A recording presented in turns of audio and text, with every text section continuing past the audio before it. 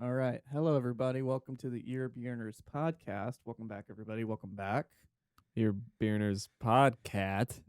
Oh, Ear Burner podcast. For those of you featuring- listening, there is a kitten on the table. There's a kitten on the table. Yes. Yeah, I forgot about our non-watching Our non-watching listeners. folks. There are plenty of them. There is a kitten named Pipkin on the table. Yeah, they really like backpacks. That was a good idea. I like the idea of incorporating this desk, like this top portion of it, as just purely being a cat rest for the show. Yeah. That way, Except yeah. Aggie. Why? She's not invited. Why not Aggie? She doesn't sit still. She sits. She just stinks. She just She stinks. She has, She's like, loud. face melting farts, and and Ferdinand I think would be fine too. But Yeah, he's fine. I mean, but if we had to rate your cats in terms of cuteness, well, I mean, we Pip, know what I think we agree. Pip, she's the smallest, and she's the And then youngest. Ferd, You think Ferd is the cutest? the second. Oh yeah, I think Aggie's pretty cute too. Yeah, she's cute, but she's not the cutest. Aggie has that kind of like like some black cats that are kind of funny. Like if you just look into the darkness, you just see like a puff of black, and then all you see are two eyes looking back at you. Yeah. She's got that kind of cuteness to her, where it's just kind of like, oh, she's just in the shadows. Yeah, She's the more aloof one. She doesn't necessarily like being around. She likes company. I don't know why. Like she comes out of the woodwork when company's over, but when it's just me and Jordan, she could care less. you guys bore her. Pretty much, I think. Yeah. We're No, pretty she's boring. she's cute in terms of all cats. If I had to compare your you- cats to the rest of cats, Do you think cats are cute? I thought you hated cats. don't trap me like that. I hate cats. Trap you like I do in chess. Yeah. Yeah. I had two games going at the same time, Oh, and that really fucked me up. Okay, so And next time we play, just you and me then. Yeah, we froze again. What? Oh, we're back. We're back. Oh, we're back. Yeah, no, I might have to restart the computer. I don't know. it's but okay. As long as we come back. as long as we come back to each other. Yeah, it's an excuse, but it's not. Yeah. Because I really had my strategy down, and then I forgot who I was playing, Yeah. and then but then you beat me 3 more times. Yes. Yeah. Yeah. And then I just started watching YouTube videos on chess. Yeah. It's like, okay, motherfucker, I gotta learn. Yeah, that. I had to do a montage of Yeah. training. A training montage of chess. Yeah. Did you get any better? Did you level up at all? Well, I haven't played you again, so Okay. you're the toughest person I've played. Yeah. Yeah, I've you been you go practicing for a the bit. kill early too. Where I just see an opening, and I go for it. oh, daddy. Yeah. Talk more about going for openings. Yeah, stop it. I'm warm. Oh man. But yeah, no, it was actually fun to be able to play chess with a breathing person, because like I was talking to you about last episode, like all of the games that are like apps and stuff, there's the easy mode, and it's so easy to beat the easy mode, but as soon as you go to normal mode, it's like you're playing like a prodigy child, and it's so difficult to beat them, and you beat them like 1 or 2 times out of 10. It's so difficult, Yeah. but you learn a lot from it, because you can really tell what the AI is thinking. They know not to take risky, it's a lot about pinning as well, like pinning certain pieces so that they can't move, or if they move that piece, it leaves another piece vulnerable. So the strategy behind that. But I think I learned a lot just from playing that AI, and I almost bought myself off Amazon. This was back when Jordan was still pregnant. I almost bought myself a chess puzzle book, and basically what it is just a book that has different scenarios, and then you have to figure out the best way to get the checkmate or get out of the situation. I didn't buy it, but I almost did for the delivery room. But everything went so fast anyways that it wouldn't even fucking mattered. But Yeah. I wasn't even able to watch a podcast when I was in the delivery room. It was that fucking fast. I know, right? I'm so sorry. Why am I complaining about You that? really had it rough, man. Don't tell Jordan that. Yeah, that's strike 2 if we tell her that. Be easy on Trevor. He's had it rough. He's been Yeah. going through Yeah. a hard I'm time. in your house for like 3 minutes, and I'm like, "Happy Father's Day, Trevor." She's like, "I miss Mother's Day." I'm like, "Well, You gotta wait. yeah, sorry. You've had it too good for too long." Well, on that note, the baby is getting to a point where she's hitting a really big growth spurt right now, so she's extra fussy, and it's just requiring so much extra attention. And so I know last night we're trying to bottle feed her, and she's just screaming her head off. We're telling you upstairs, she's starting to hit a high frequency scream, like just one single scream that is it. It's so it's just she's a baby, and I'm trying to be patient with her, but when you're tired and you just want to go to bed and this baby's just screaming her head off, and it's just like, okay, Yeah. I can see where people get what they say, like it's a lot. But I'm excited for the giggly laughy stage of the baby, where like they have fun, and they like to look at colors and shapes and more like touch, like they like their environment more, instead of this stage right now where it's just like we poop, we pee, we puke, and we eat, and we sleep sometimes. Yeah, it's like a little alcoholic. Kind of, yeah, Yeah. It's kind of like an alcoholic. Yeah. That's all Why are they do. why are you in the fields all of a sudden? Why am I in the fields all of a sudden? Yeah. No, like when the baby's Oh, just I see. They one just minute. start crying. Yeah. Yeah. Yeah. I've only cried in the club one time, I think, so I get it. Yeah, but you get in the feels too. Oh, I know.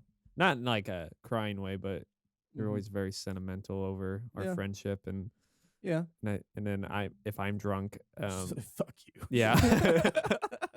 I always feel bad. I have like a saved Snapchat from your bachelor party when you're smacking me. yeah. You were like giving this speech on like just how yeah. much you loved all of us, and I was like, dude, shut the fuck up. The next day I watch it and everybody's just roasting me. I'm like, I was just telling you guys how much you mean to me. Well, watching it sober, I'm like, oh, what a nice guy. That's so sweet and Yeah. true. And then like Yeah. in the moment, like, Shut the fuck up. dude, it's just fucking, you want to burn something? You're killing the vibe. Yeah. Even your mom was like, you're bringing us down, man. But we know we're awesome. that was such a fun time.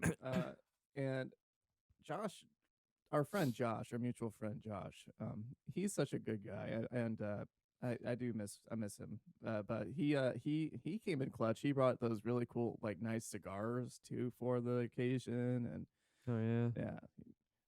And I've never smoked part a cigar. part of the video was I had a big old like stogie in my hand. Oh yeah, it's like a stogie and a I'm just beer. waving around. I love you guys. You mean so much to me. Yeah, but truthfully, you guys do. I do. God damn it.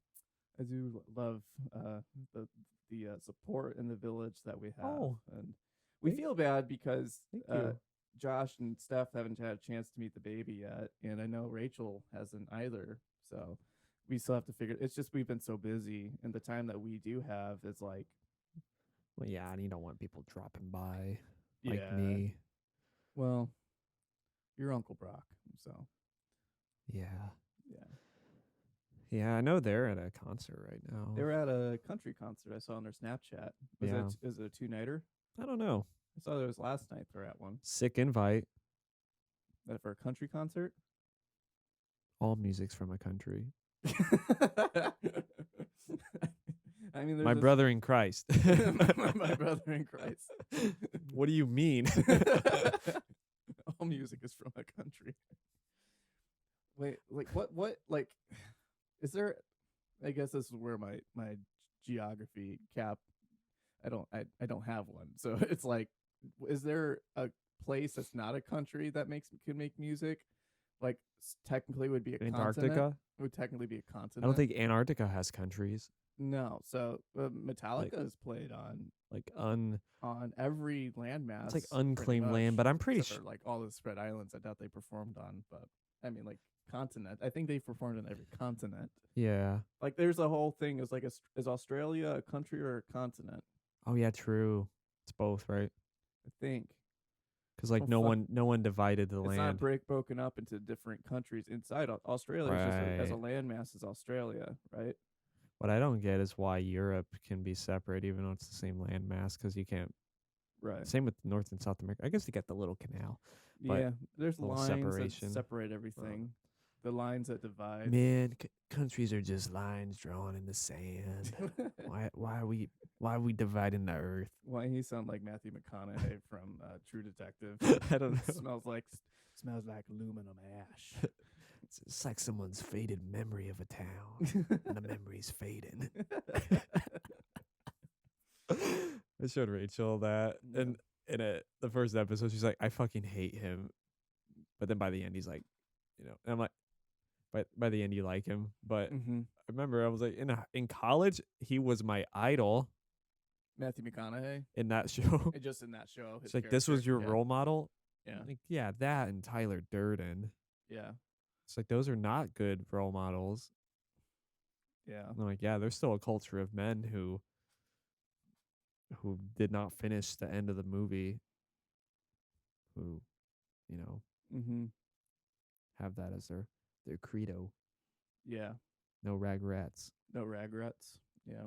Yeah. Speaking of regrets, Rugrats. Speaking of Rugrats, I have no thoughts on that. No. Yeah, the joke's over. Joke is over. Yeah. Anywho, What you been up to this week? Anything going on? Just working or? yeah, I don't know. I've done a few things. I can't remember though what I did. You doing anything for your dad for Father's Day? Yeah. What you doing for him? What you getting him? I think we're gonna go to a winery Oh, tomorrow. that's fun. Yeah, and maybe swim. Good. Yeah. You? Yeah, I was on the phone with my dad for a little while. He was watching a stream of the Dead and Company concert, and he just called me just to talk, shoot the shit. We had some like weird family drama go on when we were over at my brother's, and we talked a bit about that. And he, it was kind of funny because it was this fun bonding moment between son and father where we were looking at shoes together online. Because I asked him what he wanted for Father's Day, and he's just like, "This might sound funny, but there's actually a pair of shoes that I want." So they're called these Hey Dudes. Oh God, I knew you were gonna say it. You heard of them? My brother and dad wear them. Oh yeah. What do you know about them? I almost like them. I actually, as I was looking at them with my dad, actually ordered myself a pair as well. These shoes have blown up. Have they? Yeah. So my we're not sponsored or anything by these guys, but we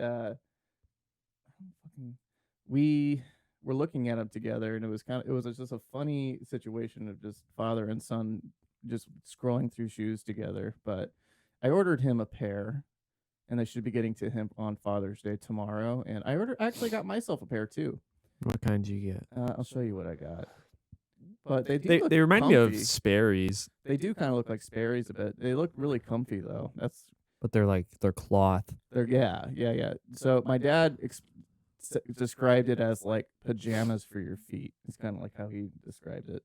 Yeah, or you remember the DC slippers? Yeah, I used to wear those a lot. Yeah, I had a pair of those. It's like one a time. combination of that. I had a and pair of boat shoe without the frat look. I had a pair of DC slippers one time, and one of my friends Peed on them. Actually, she was like a crush of mine in high school, but she. It's even weirder. Yeah, but she didn't pee on him. Oh, okay. You didn't correct me. We were standing in the band room, and like I was standing kind of by like in front of the percussion area of the band room, and for whatever fucking reason, she decides she's gonna chuck a carton of chocolate milk at me, like football style, like bullets it, like chucks it like sidewinder, like puts a spiral on this bitch, and just chucks it, and it almost it kind of is beelining to the right of me, and in my mind I'm like, okay, this is gonna smash like right into the percussion section, and this shit's expensive, and we're gonna get in fucking trouble. And I don't even remember why she was throwing it at me. I don't know if she was just like, does somebody want this? And I was like, sure, I'll take it.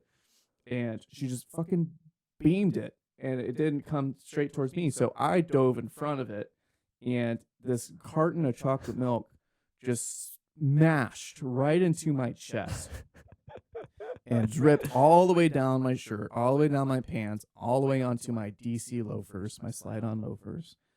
And the shirt that I was wearing that particular day was like, it wasn't like a regular cotton shirt. It was like extra, like it kind of had like these weird, like kind of, I can't even explain it. It was kind of, it was just it was a more thick cotton shirt than what I would usually wear. So the rest of the day, I just smelled like putrid, warm, rotting chocolate milk. Just the rest of the day. You didn't go home? No, I didn't go home. I didn't fucking go home because I got milk on me. Mommy, I'm milky. Go get me. Why did you? I didn't have a change of clothes. You're like, I'm gonna be a hero and save the band equipment. I'm not gonna. Yeah, again. Do you remember the first part of this? One of the parts of that is that I had a crush on this girl too. I didn't want to get her in trouble. Fuck her, dude. That was kind of. Yeah, okay, I'll let that go. This is the pair I got for myself. I like them. I like that they're black. My pair is black now, so they're called Midnight Bunker.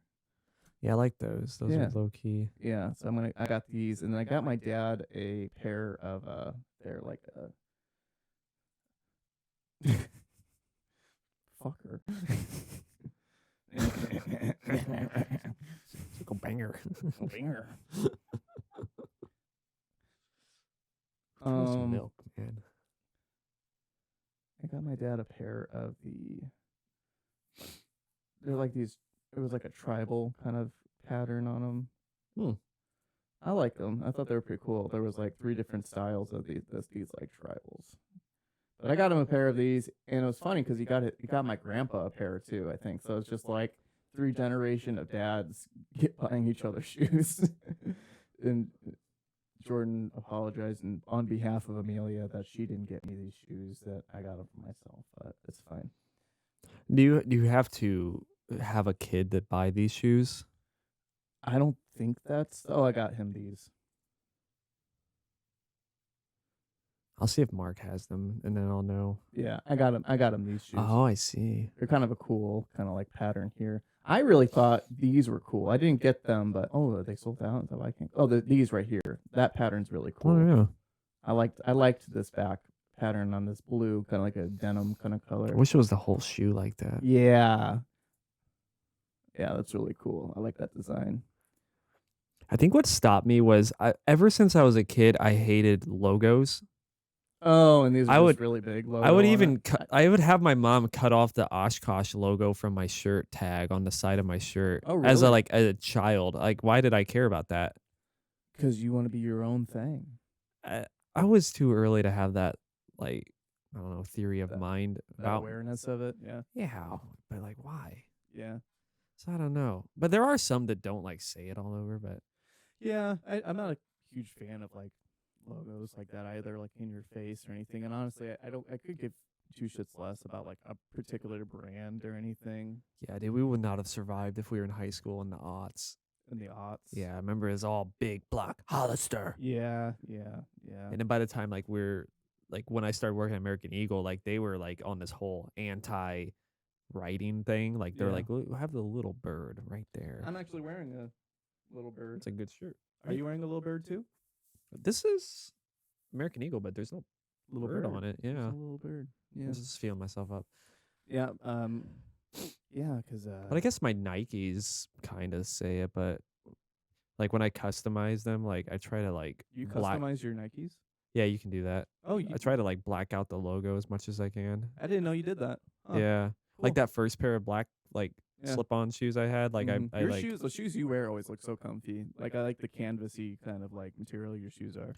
Yeah, maybe those weren't customized, but the ones I got like during like lockdown, like I made it so like it was the same color as the check mark as like the Yeah, shoe. so it kind of blended in more. Yeah, or these I think I just got them from the women's department. Yeah, that's kind of what I like about my Vans, because Vans they don't jump out into your face like these are Vans shoes. Like The checkerboard ones. the mine are all black, so even the bottom is black. So I think it's more blacked out. And there's only like a small tag on the side of it that has like the Vans logo. Like, and you probably just cut that tag off if you wanted. Mm-hmm. And then the back part of the shoe on the base has kind of a logo on there too, but it wears off because as you wear the shoe, it's gonna scuff off eventually, right? Yeah. And I just wanted a new pair of shoes just because those are probably so comfy. those Vans. The Hey Dudes. I'm very excited to see just how comfy they are. They look really comfy. Yeah. At the same time, as I get older, I'm more like I want to wear something comfy over stylish. I used to like wear those fucking Sperry's for like 8 hours walking at the mall. Yeah. I'm like, my feet always hurt. So then I started buying Nikes, which I'm not even an athlete. Yeah. But I'm like, these are comfy as fuck. Yeah, I'm definitely going more towards comfort in my old age. Right. Well, I wear Birks too, so Birks are pretty comfy as well. So I've already kind of crossed that line of an old man shoe because Hell yeah. I've been wearing them. But I think these look pretty fucking. Those are They look dope. It's a good too. color. Look at that. Those are sick. And honestly, the biggest problem I always have with shoes is tying them. Like, I'll tie them like fucking 10 times a day. They come untied on me. It's so fucking annoying. I hate. So. Oh, hi. I hate laces. Hi. Yeah. So I'm pretty stoked about that. I don't like that she pushes her butt into my hand when I pet her. Why? Because I know what she's doing. What is she doing? She's signaling.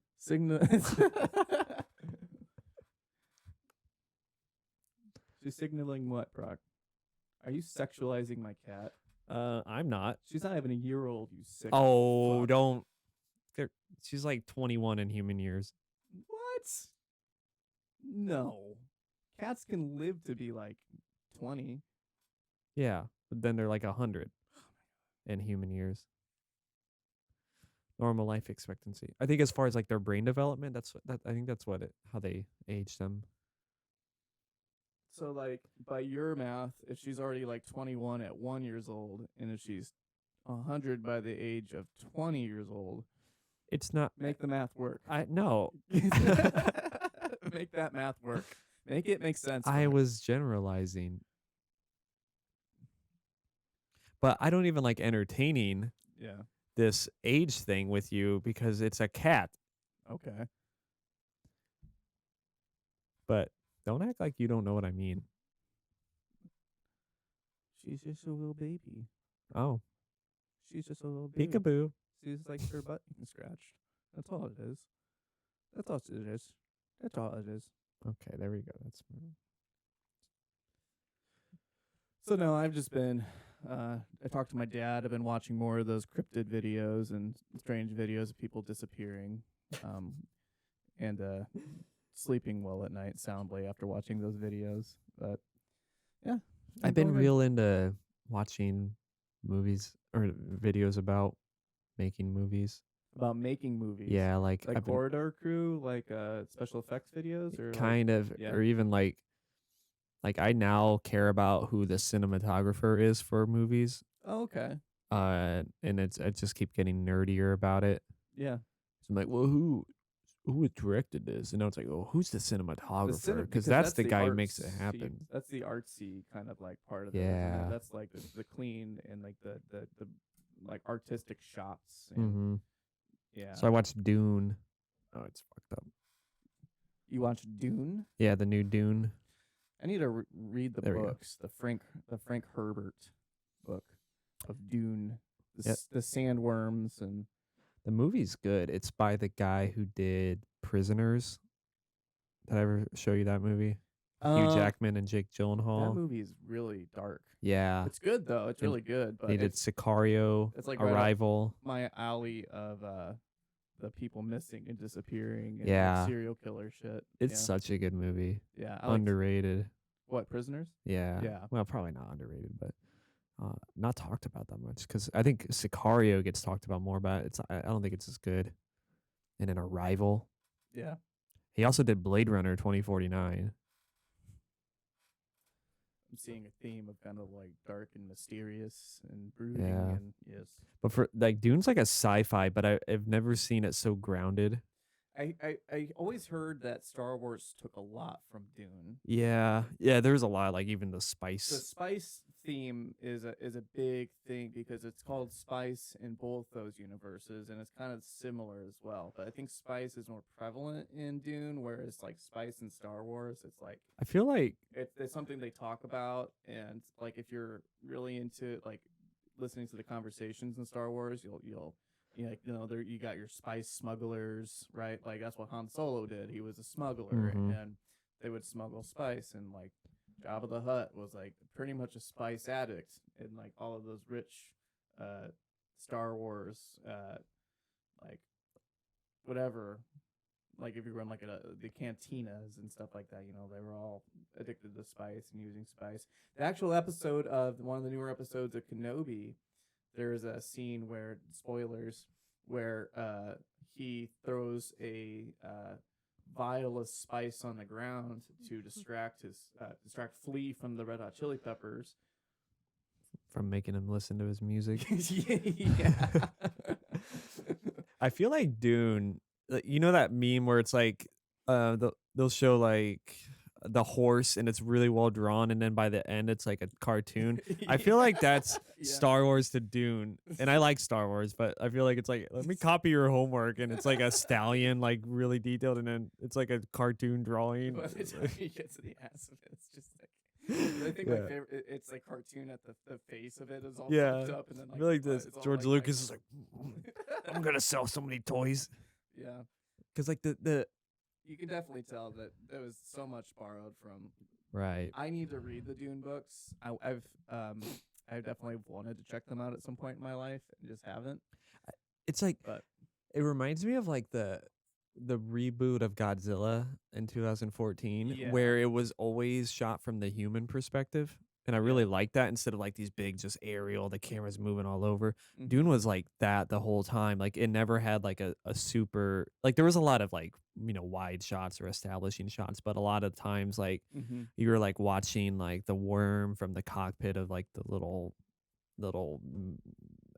dragonfly copter they were in or like they purposely obscured a lot of the ships. Yeah. Do you like the universe that Dune creates? I think I will, but it's like the first I really was exposed to it. I think we fucked over again. Oh, we're back. I think I like Star Wars better just because there's so much more yeah. you know material. Like that first Dune movie that came out, apparently it was like kind of dog shit. Yeah. But I think it could grow on me. It's just like Star Wars without the jokes and the comic relief, and so I'm like I don't think I remember laughing at all During Dune.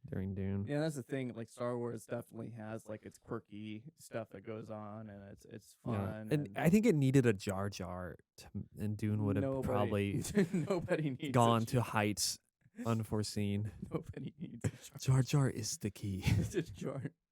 I just love that video. George is right though. If you watch that movie, Jar Jar is the key.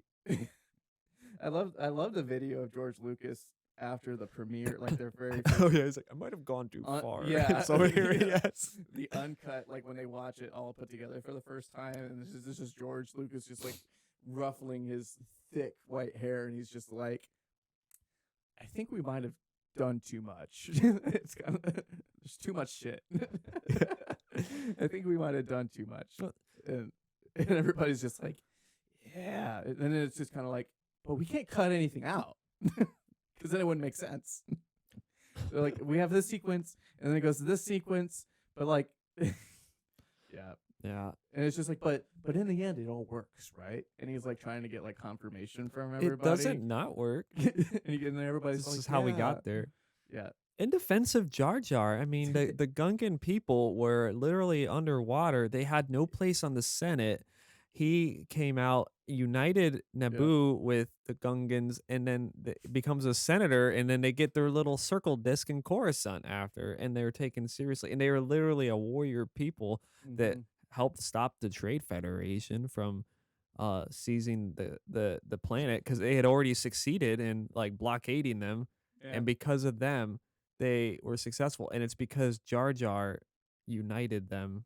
Is this a YouTube video you saw that? Yeah. Okay. And this isn't just no, I'm not that smart. I was didn't gonna just put say, that all together. Did you just like put a magnifying glass up watching like what is that? Yeah, I Episode shouldn't have 2? pretended like those are my thoughts. That's which episode is that with Jar Jar and the Gungans? Is that First one. That's the first one. That's the Phantom Menace. Yeah, then they're like, we gotta fucking downplay this character. Yeah, and then They got hate mail. the one I'm the least familiar with has to be episode 2. That arguably that could be the worst, but Yeah. it's got the best lightsaber shit, and like the Mhm. last like 30 minutes is worth it. But that's where it's like I don't like sand and I The- don't like sad. the You just have the a on the moody- nose dialogue. You have a moody Anakin. Yeah. Yeah, Which I mean, always. I mean, even as Darth Vader, he's very moody. right. And then, yeah, of course, Anakin gets his hand chopped off. One of many limbs to be removed in episode 2 by Count Dooku. Yeah, call him Count Dookie. Count Dookie. Yeah, and that's one of the things we were talking about Kenobi. I feel like Kenobi's bringing back a lot of like what the prequels did, like much more amputating and much more like I don't know, like it's more action and more like I don't know, like there's literally spoilers again. Like there's a scene in the Kenobi where the character just like suicide offs himself to save everybody else. It's like That last episode, there was like a warning at the beginning. Some scenes may be frightening for some, I didn't see that. but I was like, I don't remember this message on the past 4. And there No. was like that scene where the stormtrooper gets Gets like cut in cut in fucking half, half? and then Darth Vader like chokes, like kills. Yeah. Like, where's that warning? Yeah, Darth Vader's just walking on this village, just choking people out left and right. I didn't think anything. Like, okay, that guy's dead. I think guy's that dead. episode was probably more intense than the last one. Yeah, yeah. And then I remember. I assume it was because of Reva's flashbacks to like Yeah. Anakin cutting down the kids and shit. Maybe that's Yo, why they that included is that. fucked. But yeah, I like, honestly, we didn't. We more visualized that. Like we Yeah. literally witnessed like that guy We- getting fucking dragged by in force choke. Yeah, in episode 3, you don't see the younglings. You just you see the little kid like looking up like Anakin. Oh, fuck. Yeah, It keeps coming back. yeah, that's fine. Whatever. But in the Kenobi, you actually see these kids get fucked up. Yeah. Yeah, I'm so happy for Hayden Christensen and Ewan McGregor to be working together like this again, though, because they seem so happy to be doing this. Like Yeah. the flashbacks of them sparring, and like it just makes me happy Sparring to see. with the boys. It just makes me so happy to see them back, and the interviews I see them together, they seem to be happy to be working together again because of all like they just have like really cool chemistry in the Star Wars cinematic whatever. But yeah, no, even in the episode, I think it was the first or second episode where the Inquisitor chops off that girl's hand, just like Yeah. fucking like just like not even just like and then you just see this hand flop to the ground like right off the wrist. You're That's just cool. like what the, I verbally I was like what the fuck, like Yeah. I like, still think holy the Clone shit. Wars is more violent. Yeah, It's but those are animated, cart- though. It's animated, But so you- still, yeah. there's this like video on like I think it's called like Clone Wars is a kid show Mhm. in quotes, and then it's like every single like horrible scene from that show, and it was Yeah. very long. Yeah. Yeah, Darth Maul did some fucking Vader level Yeah. shit. Yeah. Oh yeah. Darth Maul. I was wondering if he was going to make an appearance at all towards the end of this Kenobi thing. I think he was gonna, but they like like he was supposed to. I think in the first like version of this show, Yeah. it's gonna be in it the whole time. But then they're Yeah. like, well, we have this like Rebels episode that he's in, and Yeah. I mean it's already been told, so maybe Yeah. I think it'd be hard to like rewrite. It might retcon what that final or like downplay that final moment between Obi-Wan and him. Yeah. Maybe not. Maybe it's not even just a run-in with Kenobi, maybe just him doing something else entirely different. Yeah, I'd like to see his little empire after Clone Wars because, Yeah. like, he's for one, Rebels. The cover on Disney Plus has Darth Maul's head like plastered over it. He's bigger than everyone else. He's in like 5 episodes though. Mm-hmm. And I don't know why they would like make him look like a main character When he's not. when he's not. Yeah. Like so he did this whole like what essentially they try to do with Boba Fett where he's like running a criminal empire, but Yeah. I think like he would actually be more interesting to watch do that. Yeah. But yeah, that'd be cool to see like a spin-off like I'd like to that. see him get his like legs rebuilt. Oh. Yeah, that happens. Oh, it happens in the Clone Wars. Uh-huh. You see it, like Yeah. get, like put back together. Yeah, his brother like finds him and he's like on this like junk planet and he's just like Still he halved. lost he's someone like you know in Toy Story that Sid when he like makes the toys that don't Like go together go together. The baby doll. Yeah, thing. he's on yeah, he's got like a spider leg. Like Yeah. someone just attached him to like this like Yeah. 8-legged thing Yeah. and he's like just losing his fucking mind. Like he's insane. Like he Yeah. lost his shit Yeah. over the years. And then You got chopped in half. yeah, so they're from like this witch planet. Mm-hmm. So his brother takes him back there and then this Yeah, lady yeah. like restores him. Yeah, I think that's a planet you actually go to when you're playing Fallen Order, I believe. Oh yeah, they're called the Night Sisters. No, something like that. Yeah. But yeah, that's some dark shit in that show. Yeah. Yeah. He's just losing his shit. I'd lose my shit too if I Yeah. got cut in half. There's like a I was guide putting on it. like the most essential episodes if you don't want to like sit through some of the bullshit. Like I skipped Mhm. every single episode that was a standalone droid episode Yeah. or Jar Jar. You didn't watch the Jar Jars? I watched a few, but there's one where like he and Mace Windu like get trapped on like Tatooine together, Poor and Jar Mace. Jar saves Mace Windu's life. Or it's so ridiculous. But it was still better than anything else Jar Jar was Mhm. written for. Oh, Almost man. it damn near redeemed him. No, they did some crazy shit. You remember that meme I sent you of Jar Jar in the painting? I sent it. I'll have to show it to you at the end of this. I don't. It's not podcast appropriate. I'm not gonna show it. It's really bad. But anyways, yeah. Did you see the? I guess it was going around here recently. I just learned about it last night. I was talking to Jordan about it. This weird cryptid-looking thing that was hanging outside of a zoo. It kind of looks like Crash Bandicoot. Did you see anything about that? What? No. Yeah. So like there was this weird like cryptid. Is that a red panda? It kind of looks like if a furry lost his way or something and just like.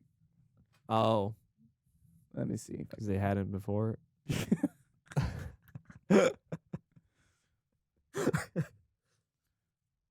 That is such a dope shoe. Okay. You hate it? If a furry lost its way.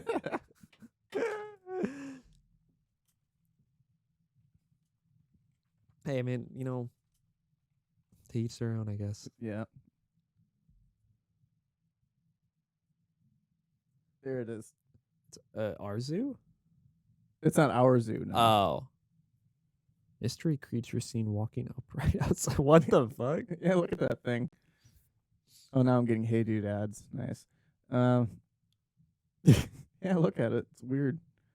This is literally Sonic the Hedgehog. Is he mad? It About- says, About his eye. well, not the clearest to decipher the pictures. They which never were are. reportedly captured in the early hours of Saturday, May 21st, was shared in a recent June 8th press release issued by the attraction. Appeared to show a spiky-haired person or creature walking on their hind legs. So, yeah. See, the ghost videos, I don't ever really believe those, but This is actual This- footage. This isn't faked. if you can touch it, then I'm more scared than of a ghost. Yeah. That's fucking wild. That looks like a centaur too. It's like a skinwalker or something. Yeah. Huh. Like, what the fuck is this thing? Stay safe, everyone. And that's the thing. It's like, have you ever heard anything about the Skinwalker Ranch like story? No.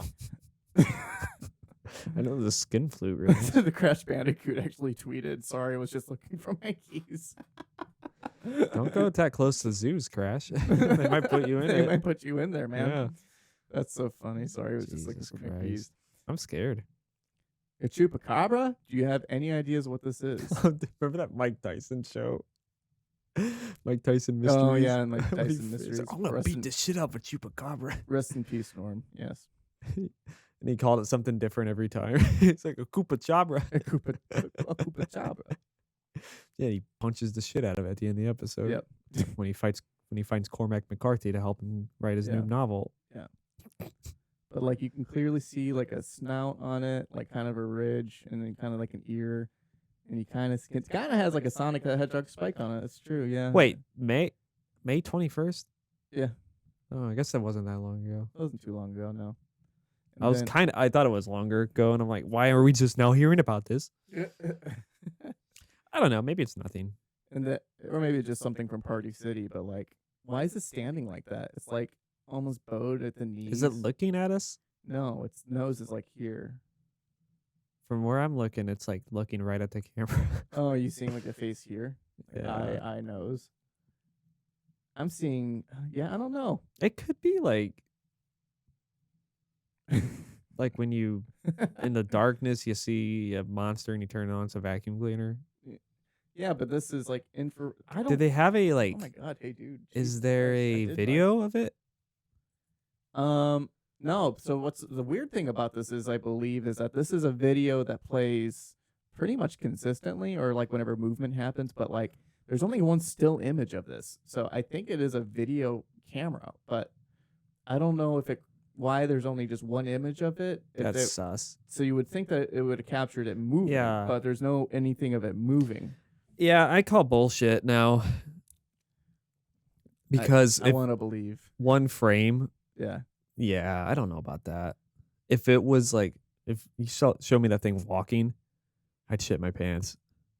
But I feel like, with lenses and like rendering of shit, Yeah. it can like distort the image. And that's a really weird distortion, I'll give you that. But It would be a very strange distortion. but yeah, But you can see the legs. And it's kind of weird, too, because look how deep this leg goes in. How tall do you think that fence is? This is probably... You think 6 feet? That's probably a 6-foot tall fence, I would think. And then on the top of this, like razor So this is a wire. very short animal. And also take into consideration that it looks like it's probably about another 5 or 4 feet away from the fence, too. So it's not like right up against the fence. So like give that maybe some credence. But Yeah.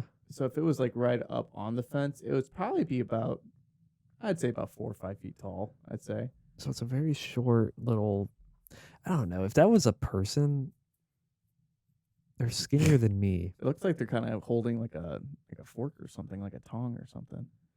I don't know about that. That's a little too convenient. I need to see video of this thing walking. Yeah, I want video. Yeah. I'm not really. I'm Yeah. not scared anymore. Fuck that.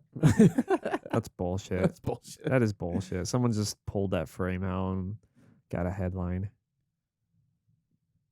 Now, yeah, look how many Hey Dude ads you just got on that article. I know, right? Follow the money. Yep. Yep. I just wanted to show you that just because it was freaking me out a little bit, but I didn't know that Crash Bandicoot actually tweeted it out. That makes it even more funny. Yeah, look at all these fucking Hey Dude ads I'm getting. Jesus. Yeah. Also, look at my hair. Like, look at the back of my head. I look like I got like a growth coming out, like or something. Like I need to get this cut.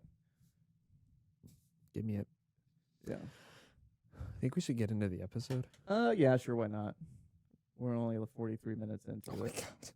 That's fine. We have fun here at the Earbeaters podcast. And honestly, I don't think this album's gonna take us too long to get through, just because it is pretty samey, kind of going through. But What? yep. So we're gonna be talking about Jane Doe. Samey. Samey. You bite your tongue. Okay. Well, we'll talk a bit about that here. Just 1 second. Yeah. So welcome to the Europeaners podcast, everybody. I'm gonna go ahead and run the intro.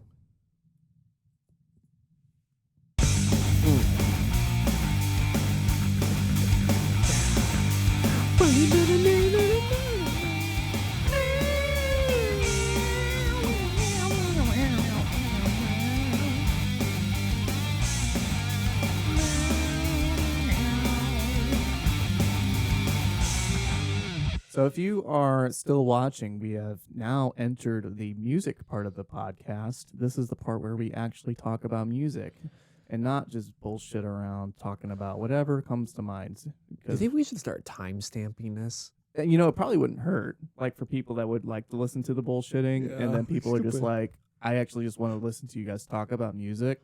That might actually be beneficial, I think. Yeah. But I genuinely enjoy the just chatting bullshitting, but Me same. I think it's Um, because we like each other for the most part. yeah, Jordan just texted me that she just puked all over herself and the couch, but mostly me. Did you Oh, did her you send me a Snapchat? The baby. Why I did thought you, Jordan puked. why did you send me? Do you use light? Oh, You don't use dark mode? That's a good. Hold the phone. What do you mean? For What? Snapchat? What do you mean? You use light mode? It's like the only app that I use light mode in, and I didn't even know they had a dark mode for Snapchat. Yeah.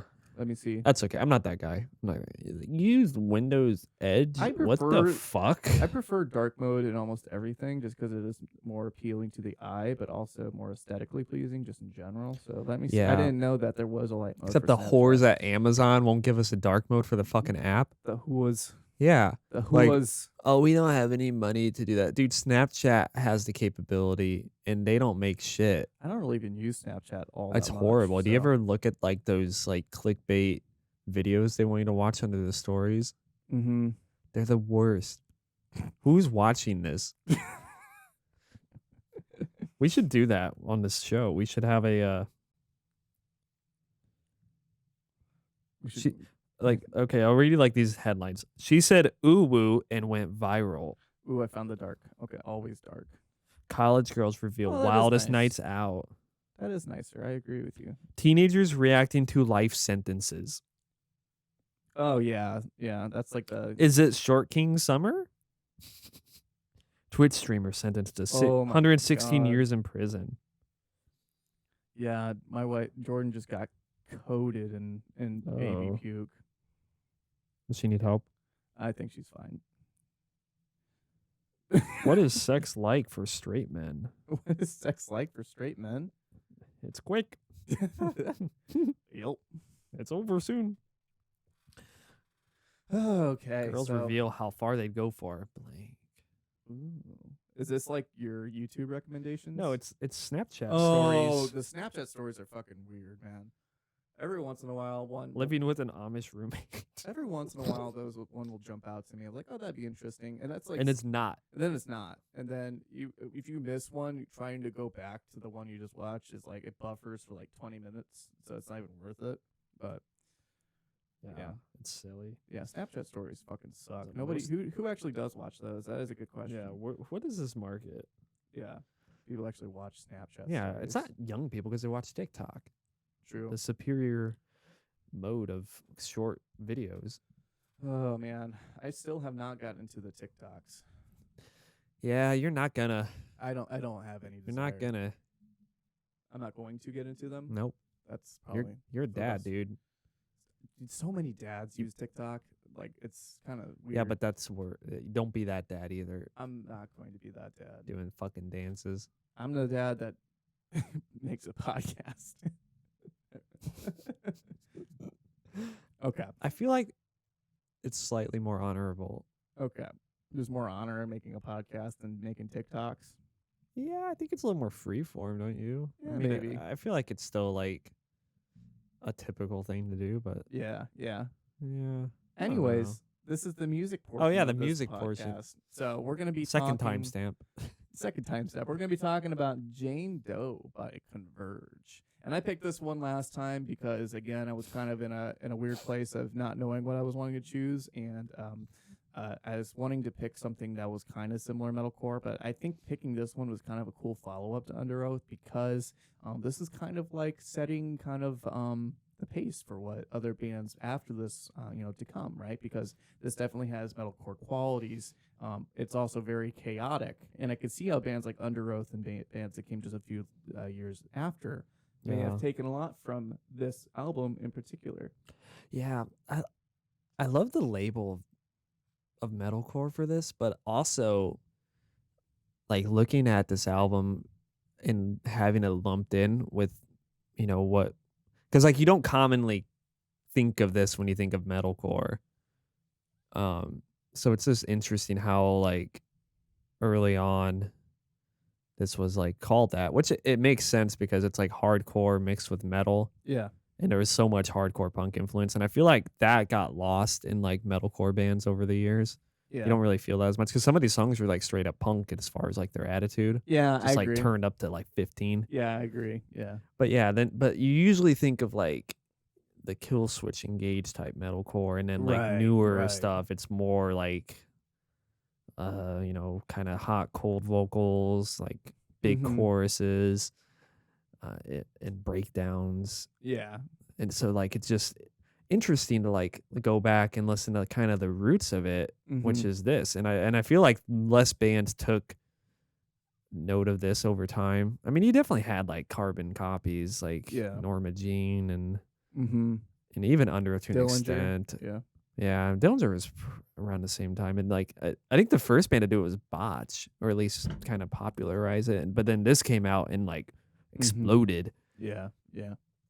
But yeah, I mean, in Converge, like their albums are all good, and I think that also makes it hard to get into Converge Mhm. because this is definitely their little magnum opus. But Yeah. and like the later albums do sound better, I think, as far as production goes. Right. But I don't think it hurts this either. But man, Concubine is like the song I put on if I want to like clear a room or Yeah. like just totally fuck the vibe up of wherever I'm at. Yeah, you're right. Because I wish it started off with the scream. Yeah. Yeah, they didn't waste any time in this song. It's like my favorite song. It's ridiculous, man. This fucking album. What? Did I show this? Did I show this to you? Like, how did you find Converge? It's just bonkers. I think you probably did. Did I put? I feel like I had to have put on Concubine at some point, and just like I think you did.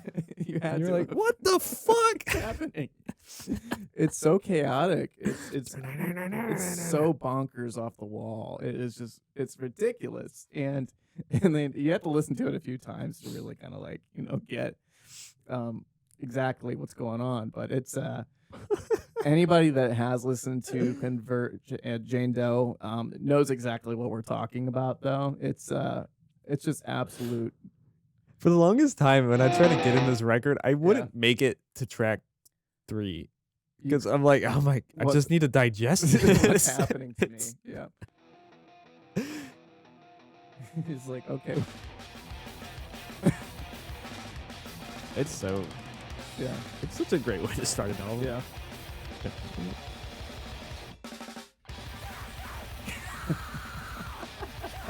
Just that distortion on his voice. Yeah, it's like what it sounds like. Yeah.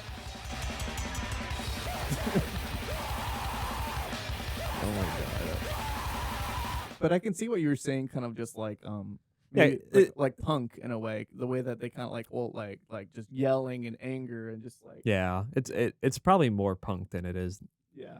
not, but like just the shrillness and like Yeah. the distortion, like it puts it like comfortably in like this middle category. Mm-hmm. Yeah. Cause yeah, I feel like the punk influence was lost like on metalcore bands over time. Like they just Mm-hmm. took like the chugging and Yeah. and then they kind of it almost borrowed more from melodic death metal Yeah. as far as like the riffing goes. So I don't even know if like it's appropriately named anymore. Because Yeah. like there's a lot of bands like this who fuse that two genres. Because for a while I think everyone was in their own camps, and then like the crossover started happening, and that's when you get like this crazy concoction of a band. Yeah. And yeah, there's a number of bands like this. Yeah. but I don't know, like anymore. It seems like a shame that like when you're gonna type in search for metalcore, like you might get this or you might get Right. like Kill Switch, Yeah, and and like they're so different. the are the fans the same? I don't know. Right. I don't think a fan that like started with Kill Switch. Yeah, like, here, Would- try this. Yeah, no, Yeah, no. you like the end of Heartache? Have you listened to Dude, Jane Doe? Have you listened to Concubine? Yeah, Which is like, literally this is the same. which is really yeah. So it's like, normally metal has a pretty good like grip on categorizing, but I think they failed us here.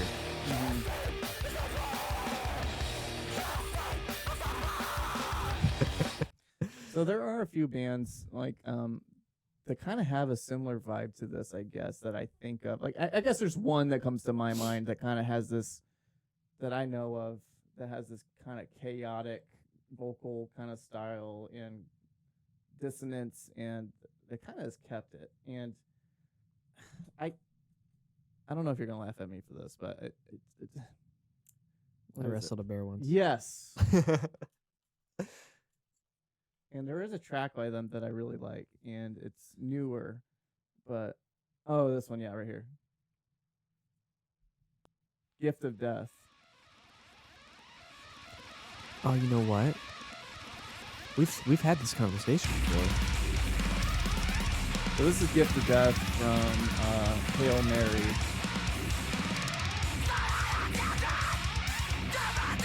See this right here is Yeah, something Converge wouldn't do, like the drums. yeah. This is 2015. It wouldn't do the drums, yeah. But like It's similar. it's similar, but I think that maybe even earlier. I wrestled a bear once. Boat paddle. Oh, yeah. There's just so much more goofy shit they're throwing in. Because didn't they do all like the movie clips in between sections? Yeah, I think so. That was so popular in the 2000s. But that guitar, like this kind of riff is crazy. Yeah. I think a lot of bands ripped off Converge. Like Every Time I Die. Yeah. They're like, well, let's just make it a little more southern rock and call it Yeah. a day. So that's like one band that it made me think of was I wrestled a bear once. I was like, that kind of reminds me of kind of this style. So yeah, it probably definitely ripped off from Converge. Yeah. Yeah, Every Time I Die, Norma Jean. I mean, these guys all like took note from and Kurt Ballou, the guitar player, he's a producer, and he produced a lot of those albums too. Yeah. For those other bands. I could see it. Yeah.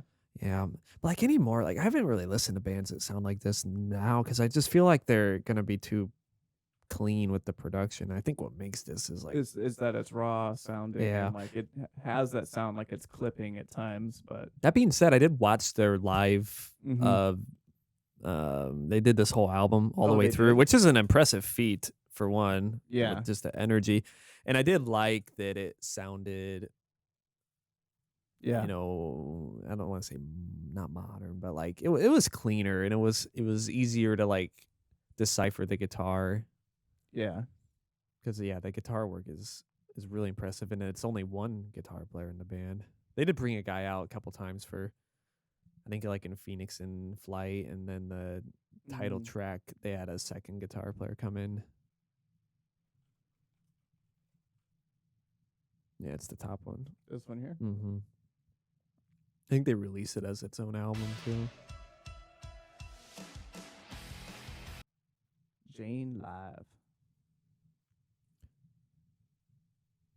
But yeah, this is definitely one of those albums where when you're getting into like metalcore, someone will like recommend to you, and it probably won't land right, depending on like what you've liked before. I also love the album cover for this album. I think it's cool. Yeah, Let's do it. his singer like so talented with. He does all their album covers. Oh, he and- does? Yeah, Oh, wow. yeah. He wrote that Dune Devil book, that watercolor book I have. Oh, that's that guy. It's the same guy. Yeah. That's really cool. I know that book. Yeah. It's good. It's a good coffee table item. Yeah. I love It's how like he the, plays this fucking riff. Yeah. Look at his.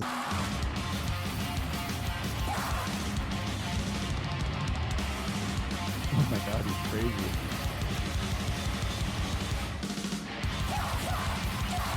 Oh my god. Like, how can your voice still like do that I 20 years know. later?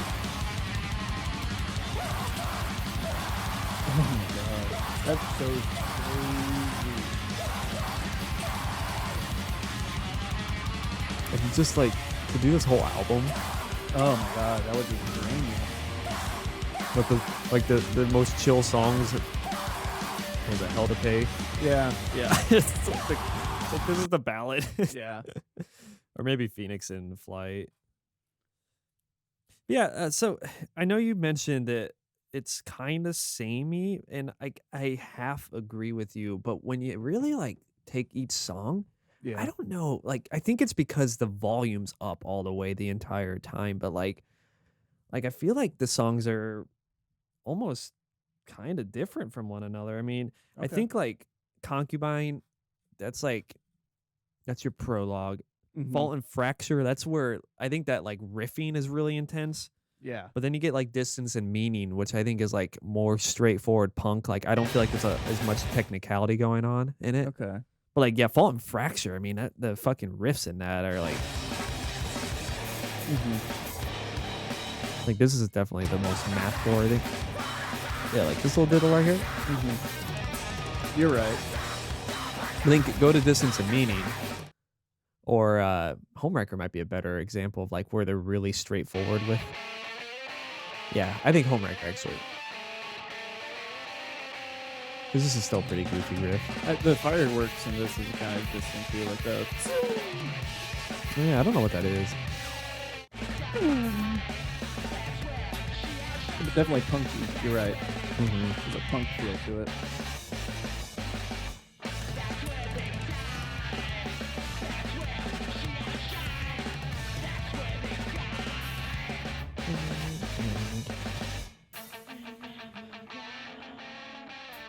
Yeah, it is. But click on Homewrecker, because I feel like this is the most straightforward.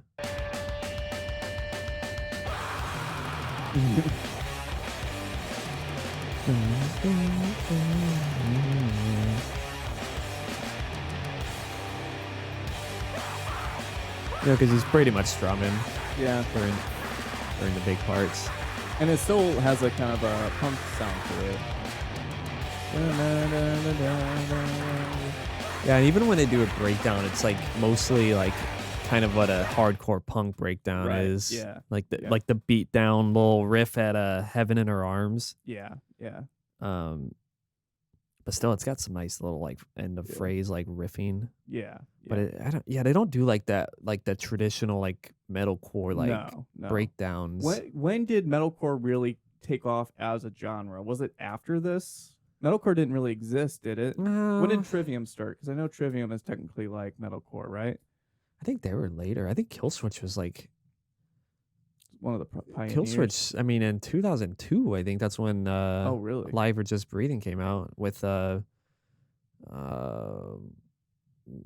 My Last Serenade, Okay. and that's like pretty textbook, I think. Yeah. Yeah. Yeah.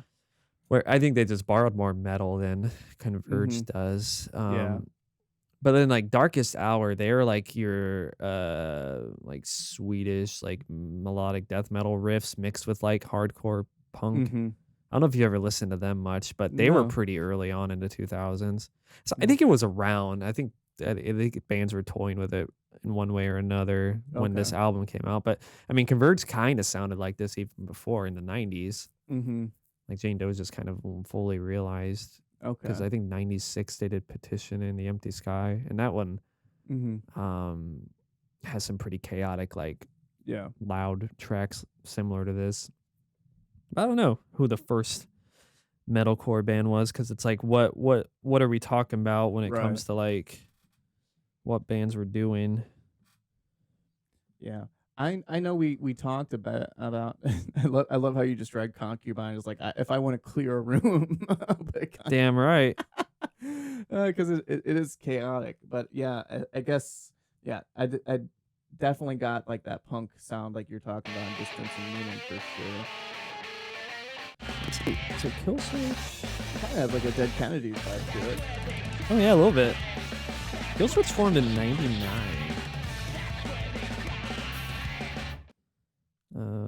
Kill Switch formed in '99. Yeah, so I mean they were pretty parallel. Yeah, their self-title came out in 2000. I don't know what songs are on this though. I know we went 1, 2, 3, and we went straight to 5. You mentioned Hell to Pay being kind of one of the more mellow tracks on this album. I fucking love this song.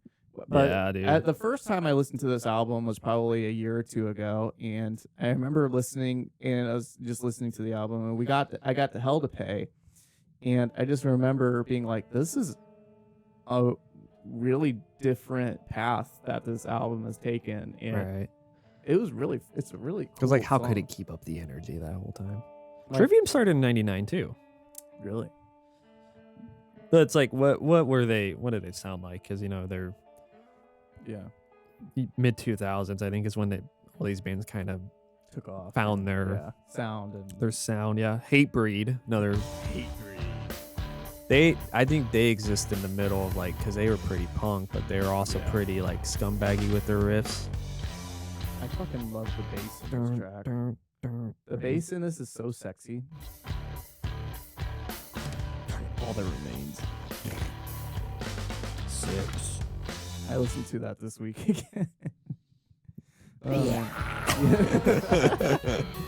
Yeah, isn't that singer a dick now? I know Jason Richardson plays with All That Remains now. Oh, poor guy. He's just a gig hopper. And he does his own stuff. He does his own solo work. Yeah. Yeah. Well, I think the singer of All That Remains is like a asshole. I don't know. He made the news. Did he? Yeah, I forget what he said or What he did? What did he do? Yeah, it's fine. He's not as bad as Creed. Not Creed, Stain. Yeah. Some beefers. Yeah, this is when bring the energy down a little bit. Well, when it picks it back up, it's really cool. And this, yeah.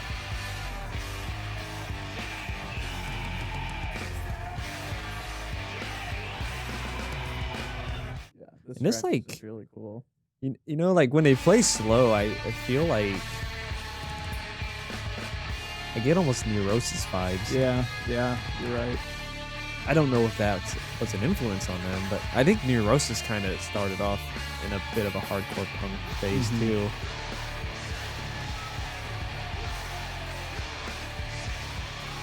Yeah, But I mean, just slow and crushing. yeah, slow and crushing. Yeah, and there's another track on here that kind of has more of a more doomy kind of sound to it too. I can't, Definitely the last one. Yeah, Jane Doe. Yeah, Broken Vow, I loved like the hammer-on riffs during this. Like, I think it's like, I mean, it starts off like crazy.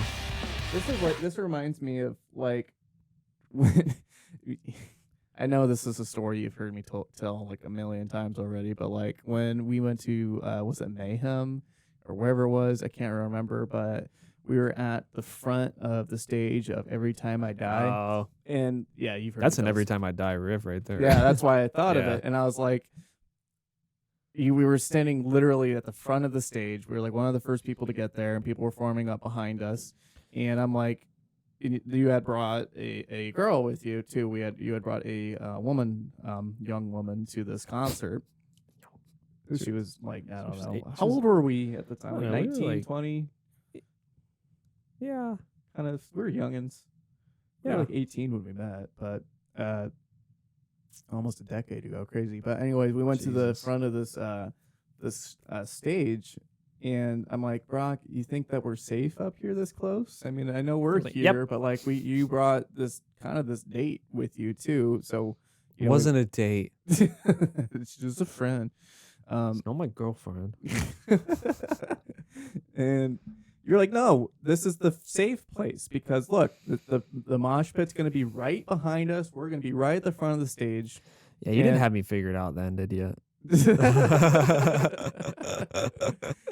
And the second You can the- smell that bullshit now. yeah, the second the first note hits, I get tossed. Like it was like literally just like this. It was like as soon as the first note hits, it starts just right like that, and I get tossed like 5 feet to like away from the rest of the show, into I believe the girl that Brock had brought, and She was on the other. She was safe. okay. It was chaotic, but like No, it was like but people were bumping into her. You were to the left of me. Yeah, She was to the right. I was where the pit. yeah, Like I was the border of the pit. yeah. It's kind of like in the Ballad of Buster Scruggs when Tom Okay. Waits is scouting for gold and he's like trying to Yeah. find the spot. That was like me judging where the pit would actually begin, and I was like really close. But man, I'm sorry. It was one person further to the right we should have been, Yeah. and you would have been safe. I get tossed 5 feet, and I'm just looking over at the girl that Brock brought, and she's getting dangerously close to these people that are running around, moshing, swinging. She was fine. She was fine. So It's fine. but it started just like that. You were not fine. I was not fine. And how many times do I have to say I'm sorry? Once would be nice. The guitarist, every time I die, kept doing this thing where he'd play, and then he would hawk a loogie into the air, and The then, guy with the mustache. and then he'd catch it. He'd go, and then he would. I looked them up. They've been That was around since gross. '98 too. Wow.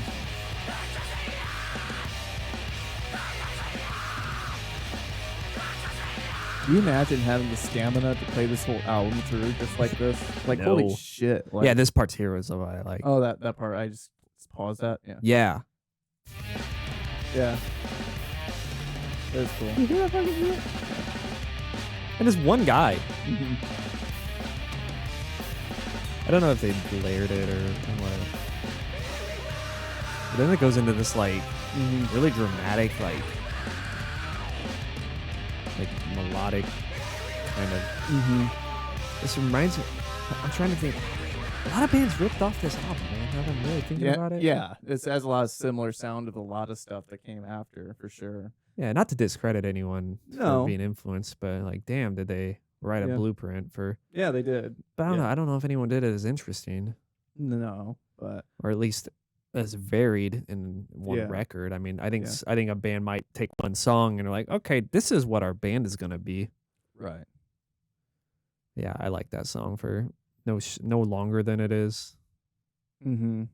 Kind of like, maybe Under Oath kind of took a little bit from like at least that melodic part.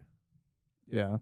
I don't remember which song, but yeah, because the Find a Great Line does have like a bit of that mathcore kind of Mm-hmm. influence from this. Whether I'm mixed on that word. I guess that is the way you distinguish this from metalcore, is to like say, hey, it's mathcore, because like I don't know, but these guys Mhm. don't seem like they're like doing trigonometry when they're writing. Yeah. No, and like Meshuggah and things like that. That's the band I think of when I hear like math and core like that. But Yeah, because this is not progressive metal, because I think progressive shit is more like focused on cleanliness and actually trying to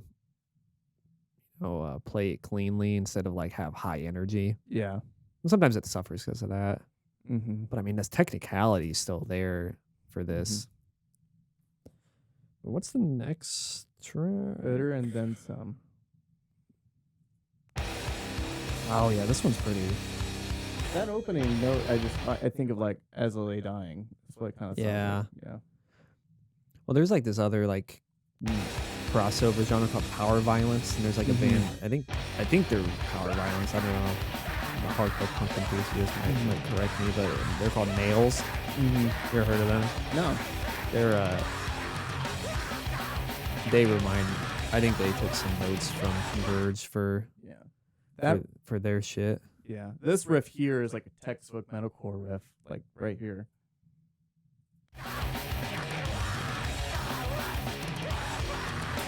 Yeah. Yep.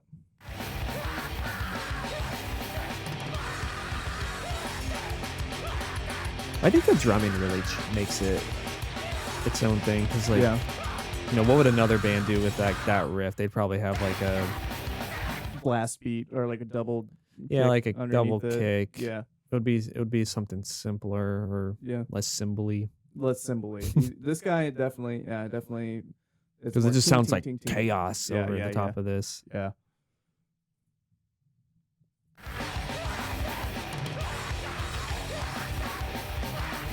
What is this album about?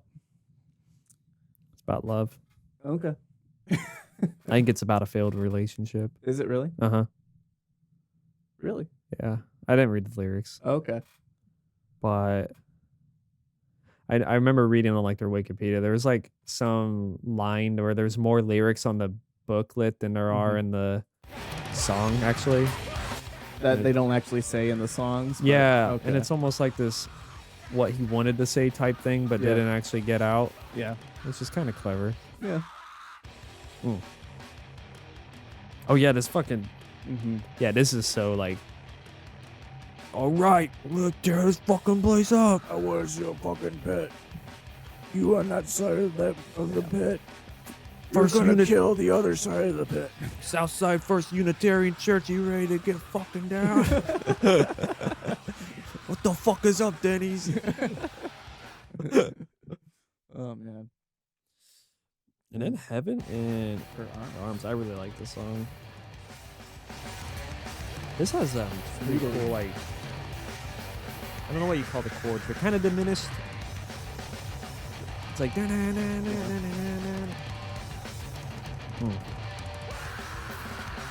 I like that riff. I think a lot of bands take this type of riffing too. I hear this in Devil Wears Prada sometimes. Oh, you hear it in Killswitch too. And Killswitch, yeah. My Curse. Yeah. Yeah. Yeah. And I think that more is like because I was actually just playing that earlier. It's like it's kind of based off kind of like a bluesy kind of sound of it. R&B.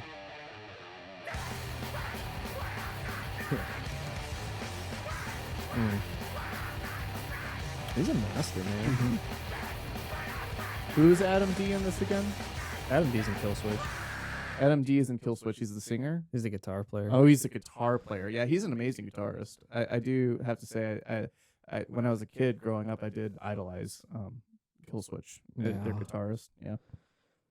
No, this band's Dan singer. Nate Newton's on bass. He also plays in Old Man Gloom. Oh, really? And Kurt Ballew's a guitar player. In this? Uh-huh.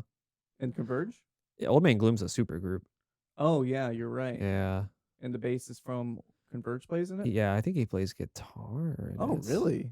I think. Old Man Gloom and the singer from ISIS is the singer to Old Man Gloom. And the drummer of Zolzobra, and then the bass player he's dead now, but he was in Cave In, which is another similar band to Converge. Yeah.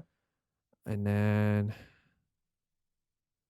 I think that's it. I think it's just the four of them. So the bassist from Converge, the singer from ISIS. But the bassist from Converge plays guitar. Yeah. Yeah, that's confusing. ISIS the band, everybody. ISIS the band. ISIS the band, everybody. Yeah. Yeah, I like me some Old Man Gloom. I remember you were like, there was a stage where you were like really obsessed with Old Man Gloom. You just kept getting Old Man Gloom albums. Mm-hmm. Yeah. Still got them. They're such trolls. Yeah. Oh, where's that fucking... I love how noodly this riff is. Yeah, those chords you're talking about, the dun, It happened a little later, I think. Yeah. It was like this more like melodic moment, if you can call it that, on this album.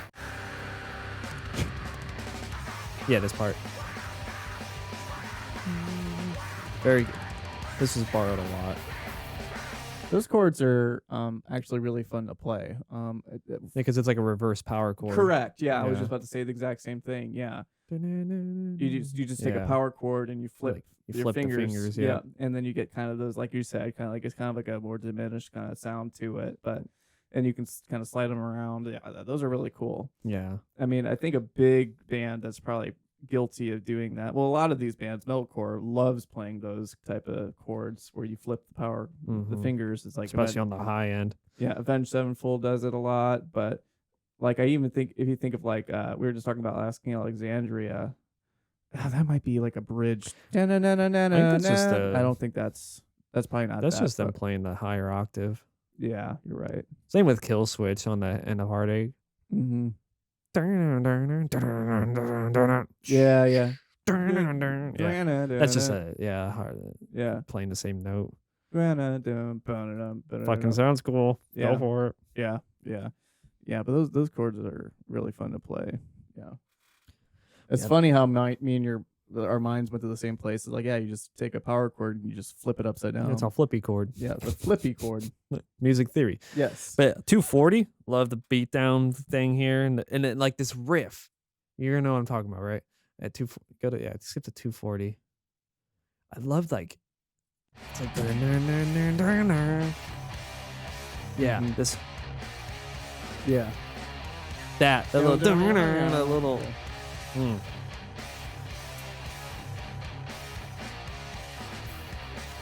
Oh yeah, it's got like an Eastern type of sound to it. Yeah.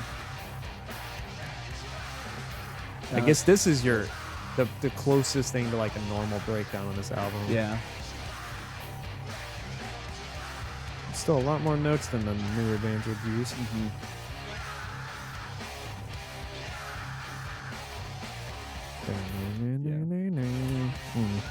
Yeah, that's such a cool little lick. Yeah.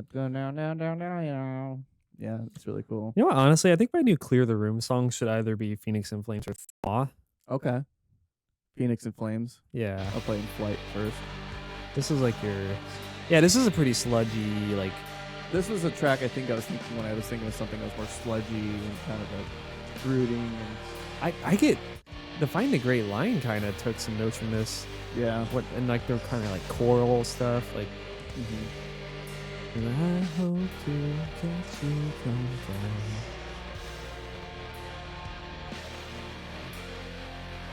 down. Ooh.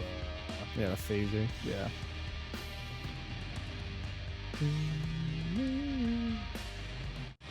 Yeah, it's a nice like. I mean, it's another calm song, I guess. Yeah. But then it bleeds right into Phoenix in Flames. Yep. The best song. I love watching them play this live. This would definitely be clear.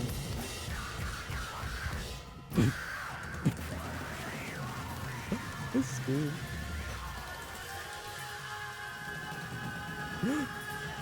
This is the best song, right? Yeah. Absolutely. It's like grindcore almost. It's less than a minute.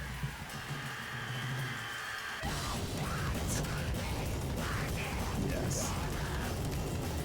Oh, you know what the band I've been forgetting to mention is the Chariot. Yeah, you haven't mentioned them. And Yeah. Yeah. They definitely they must have had a Converge album in there. Yeah, fucking thought. Yeah. This riff. This is the craziest. Yeah. This whole fucking song is like, if you didn't think it would get more intense. And then this like circusy riff after here.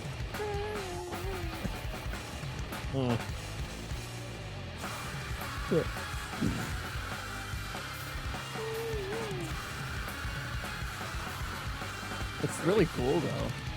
It reminds me of Mr. Bungle. It kind of has a Between the Buried and Me vibe. Yeah. Yeah. It seems like it's from Mr. Bungle. Like they listen to the self-titled by them and like My Ass Is on Fire. Yeah.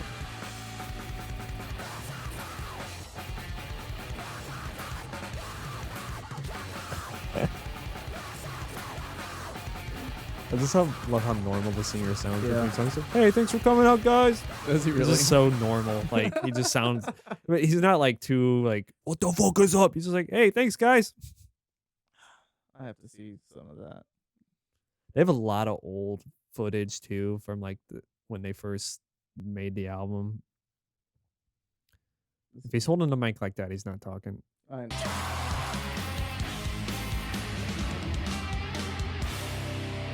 Oh, yeah, that's the last song. Personally, I feel like the last song goes on too long. And I usually don't say that. But I love how it ends. I think it ends perfect.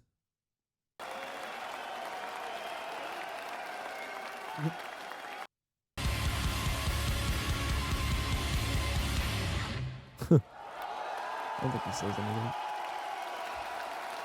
Encore. What are you doing? My fingers are bleeding. Let's do it. Let's do it.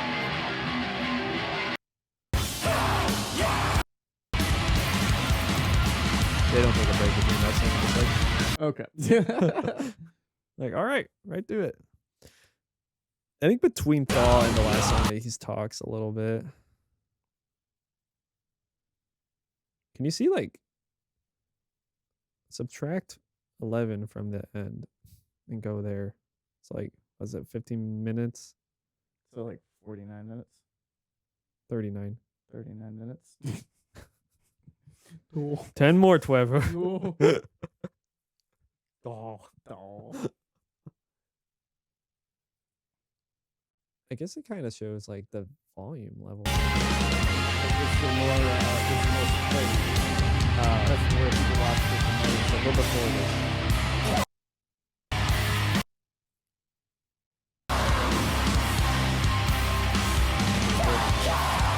This is the window.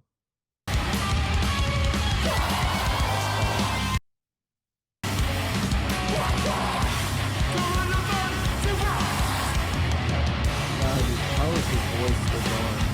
Dude, I have no idea because that can't be good. Like he's like just shredding the fuck out of his voice. Yeah.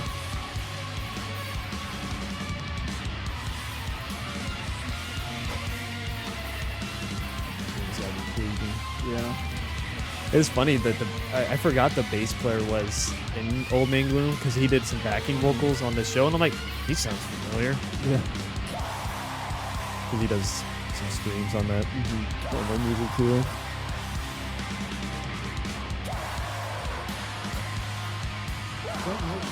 2017. Yeah. What's the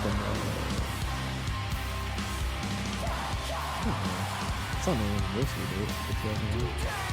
16. Yeah.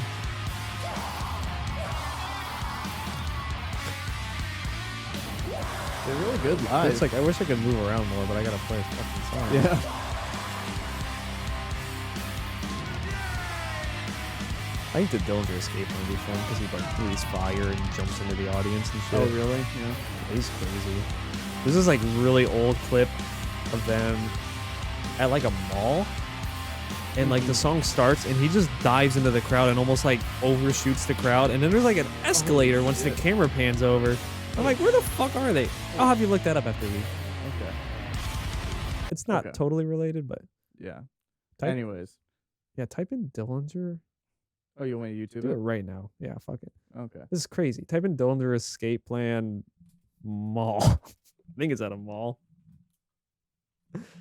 It's just right at it's just right at the beginning. He just does this insane stage dive. Yeah, That's the top one? yeah, that one. It's so old, but yeah. Just like literally right when they start.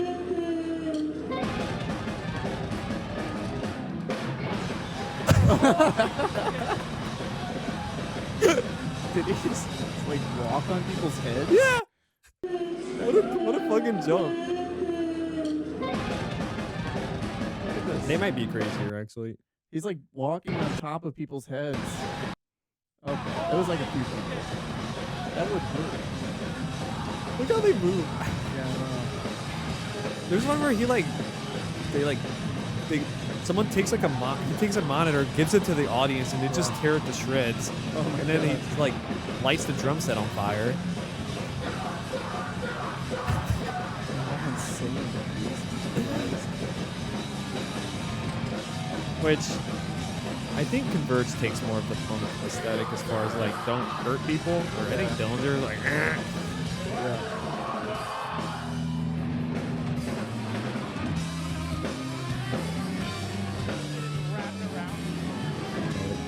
they must be at a mall because like this is clearly on like a balcony. Yeah. You imagine going to like the mall and that's there. Yeah. Like where the fuck is this? You go into Oh, it's at the mall. Virgin Megastore. Oh, those used to be a thing. Virgin Megastore? Yeah, they had like there was one in Florida at Disney Springs. I It's don't like think I've ever heard it's of like that. a 2 to 3 story CD store. Oh, really? They don't exist anymore. Because there's not that big of a market for CDs? Exactly. Crazy. Yeah, and that was awesome. I remember I found some pretty. This looks like it was filmed in 2005. The footage is nostalgic in itself. Yeah, looking just at like this, that camcorder. the cam, like this looks like from the era. Just imagine just going to shop. This is the band they booked. And then he's just getting fucking kicked in the face. Well, I think if you're there, you probably want to see them. Yeah, but look how many people just get fucking booted in the, like you can even tell like only people watch only that part and then stop watching this video. But That's the best part. I this don't guy- even know what song this is. They don't even- fucking boom. Just like you can see, like he made contact with somebody's face in that moment. Again, Is this- boom? I don't see his microphone cable. I don't think he has it with him. I think he does, doesn't he? And then he's probably like kneeing people in the face because he went out there with momentum, man. No one used wireless mics. Though. Dude, that Yeah, he's holding the mic. yeah, that would suck. I don't see the cable though. Like, imagine that just fucking clotheslining Choking you. people out. He's ripping it back from somebody right now. It looks like You're not the stinger. he's trying to I get need it. that hat back. Yeah, get it back. He's going back in for it. There he goes. Now I missed the days oh, when there's there a were. cable. Oh, he just reconnected it. Wait, Oh, it's funny. wait, did it disconnect? Maybe the camera doesn't pick up the cables. Could be that. Or is it? Is No, it wireless? there's no wire on that. That's wireless. Wow, I'm impressed. Really, those guys. Like the Taking Back Sunday guy prefers the cable so he can swing around his neck. Yeah, that's what I'm He's like- thinking. Because a lot of Oh, times he's like, I'm people hot now. I'm gonna take my coat off. and it would like swing. Yeah. Oh, that's a wire. It's just the camera's not picking it up. Oh, Yeah, there's definitely. but this guy like he will like Yeah, drink but- lighter fluid and then blow fire into the crowd. This guy will. Uh huh. Yeah. Yeah, you can see there's a cable coming off of it. It's just Yeah, the like, camera's who- too green. No one had wireless mics. We're on the latency. I think that's an issue. Yeah. Yeah. What the? Yeah. And like, what the fuck are they playing? Like, how many noses did he break in this fucking stage dive? That's easily on. My second favorite stage dive is when Sun had the guy do it and no one caught him because they were so zonked out. I can't get over this fucking stage dive. That's not a dive. That's a. Oh my god. Type in Sun stage dive. I think someone finally isolated it. I used to have to like go to like 55 minutes into the set just to laugh at this. Suno. Yeah. Suno. The least appropriate place to dive into the crowd.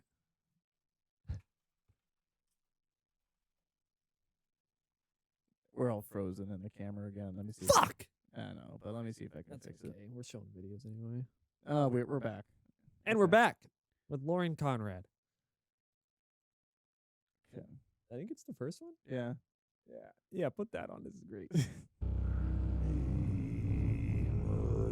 Is this it? This is the clip. Yeah. Wait for it.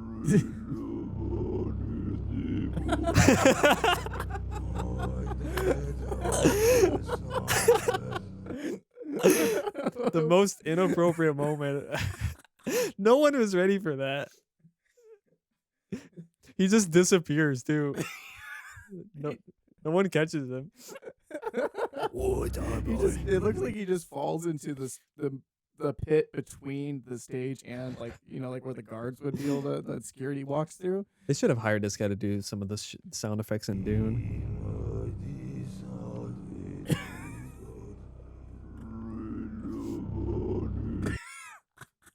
I love this band, dude. Look at me answer on stage.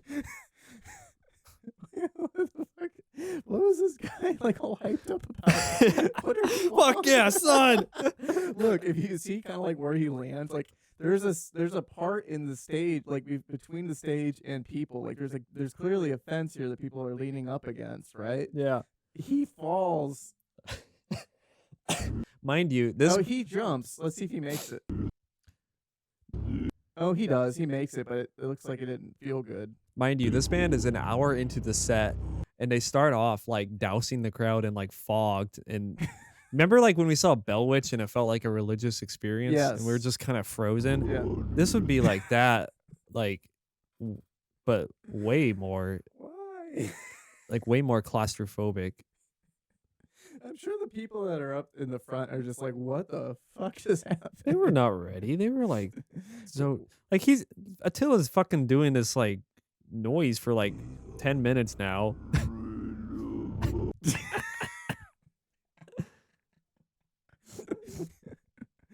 That's like number one, like greatest stage dive of all time. Are you okay? No. My face hurts. I am passed away. My face hurts from laughing. This guy used to sing for Mayhem. Really? I think he rejoined. Why? This is like an Eric Andre thing, dude. You know, I bet you it's that same guy. Remember the drunk guy at Swans who the Yeah. celloist before just stared at him because he was talking too loud? Yeah. That's that guy. That's that guy. Yeah. Yeah, he just loves music. There has to be drugs involved in that. There has to be. Nobody's just that hyped. I mean, I think you should just expect people to be pinned in their place during a show like that. Yeah. Somebody just fucking out of nowhere just Just beams their whole body at you Wow, head first. that guy's flying. Oh, he's not. Jesus. Oh shit. You're welcome. Now I'm like on a kick of like worst stage dives ever. Let me see if I can find a different one. That's so funny. Well, I remember we were at like when we were at the Growl. It was just like, Trevor, I want you to hold my wallet, my key. Like, Yeah, it was very well planned. yeah, he's like, I'm gonna do it.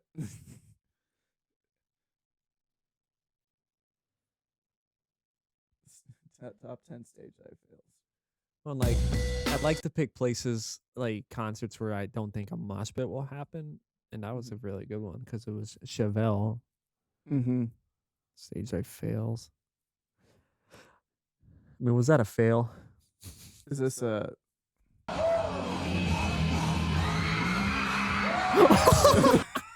What did I just see? He just went right in the middle. Is this Blur, right? That's what they're playing, this song too. No wonder no one caught him. I know, I'm thinking of Oasis. That's Damon? This might not be them playing. Yeah, there's two That was- singers. Yeah, that's not Blur. Nobody caught him. He just went straight down. It's like someone just like erased him from the footage. That's what it does look like. Oh shit! Yeah, You gotta know your audience and trust your audience. It's just Well, look at this audience. They're mostly they're like teenage girls. teenage girls. Yeah, they're not gonna catch you. Oh my What- gosh! Imagine being in front and you just see this man just Disappear. He's gone. It looks like someone just like Edited him. yeah, out. just whoop. Yeah. Oh, he might look No one's back. concerned. No, like the people are standing here are just like, The singer's like that other guy's like still jumping around. yeah. Everything's fine. He didn't get up. What's this?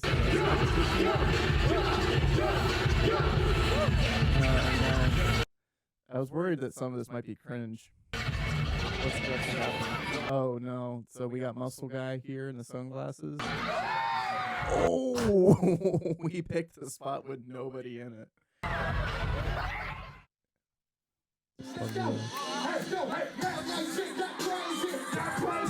Everyone moved away. Moved away.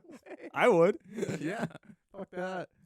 I just love the lack of care by the other band members. I think what I agree with you. I think what I love the most about these is just like they disappear and then it's just mystery. Like what happened? they don't stop the They music. don't stop. It's just as if this person's just now gone. Yeah. So maybe the Dillinger guy had like he's like, I'm not just gonna dive straight in. I'm gonna run a bit, and if yeah. Also, just the context of the show, I think, is what matters a lot too. Yeah, I feel like you're kind of on edge for a show like that. Oh, that guy's so big. Oh no. Oh my guy, dude. You have a little too much faith in everybody else's ability to carry you. Look at this guy. Yeah. Oh my god. Oh, nobody caught you at all. That had to hurt.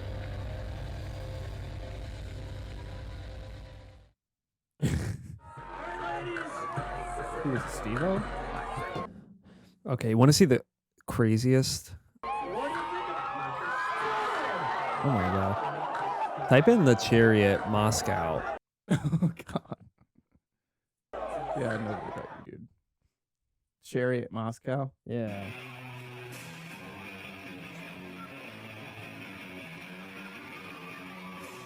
He jumped in with his guitar. Oh my god. Jesus. Okay, Chariot Moscow. Yeah.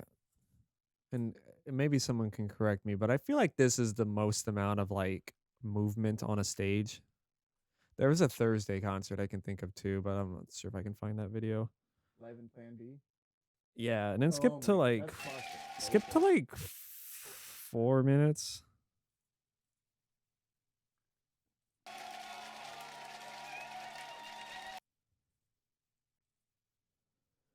That's good. That's the bass player. He doesn't even have his bass on it. That's good film quality. I feel like we saw them at Warped Tour, but there was a security like wall, and I Yeah. feel like that took away from it a lot.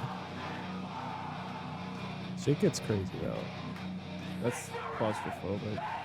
I love the singer. Like, he looks like somebody, like he's wearing like a button down over it. He's got like a little, like, this is somebody that you would just see like, They're a Christian band. oh, really? You don't even know who's in the band on the stage. This I is got that the guitar player this over is there. This is a Christian band? Uh-huh. Oh. The guitar player signed my This my guy CD. here? Yeah. I forget if you were there with me that day. It gets so fucking wild. Who has his bass? Like, this type of support is the support you want in a stage dive situation, right? Yes. Like, you want to see the hands up, like enough of people to be able to hold you and carry you. Okay, here it goes. It fucking pops off. They're trying to rip the mic away from them. The singer. What the fuck is happening? Oh my god, this is just mayhem. Now the singer's playing the bass. Yeah.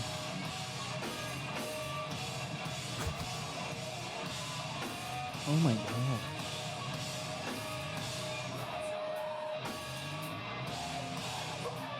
I think I went I down. wonder, yeah, that looked like it hurt.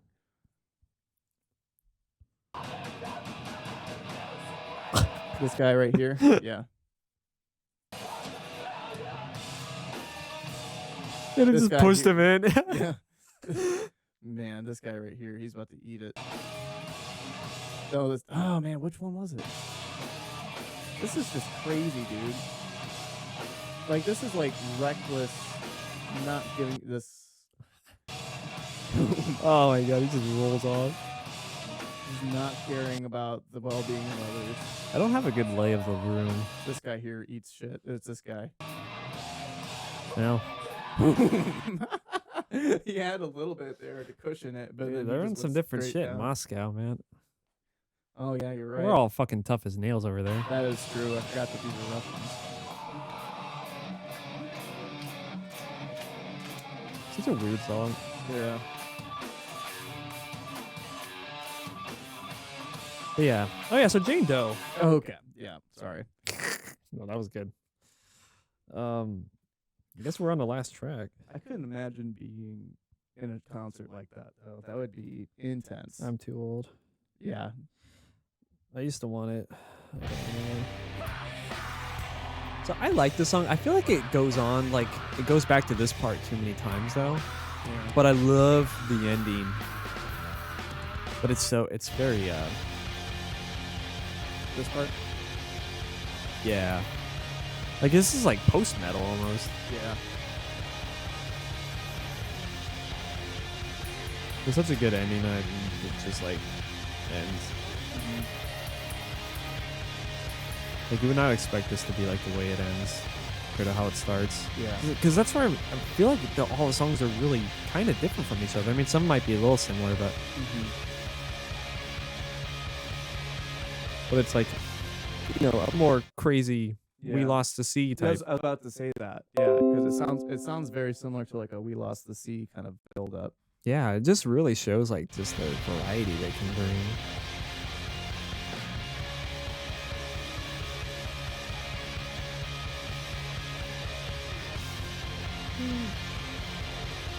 Yeah. But like just an epic way to And it close off the album. Yeah, and I like the song. I mean, I think the parts are cool. But This is definitely the better part. yeah, I think this is the best part. And it's a good way. I to mean, I end like the song. riff too. The big at the beginning. There's some chugging and cool parts during it. Yeah, for like having songs that are like under 2 minutes, and then they're like, Yeah. here's an 11-minute song. Yeah. It's pretty nutty.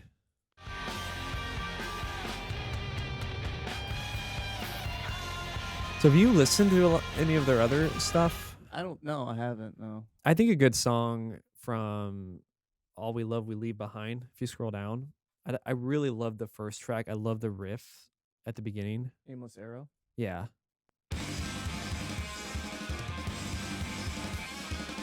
Yeah, that's cool.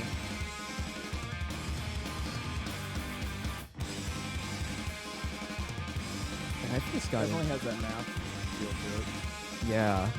It's very intense. Like, and I think the first album I got into by then was Next to Fall.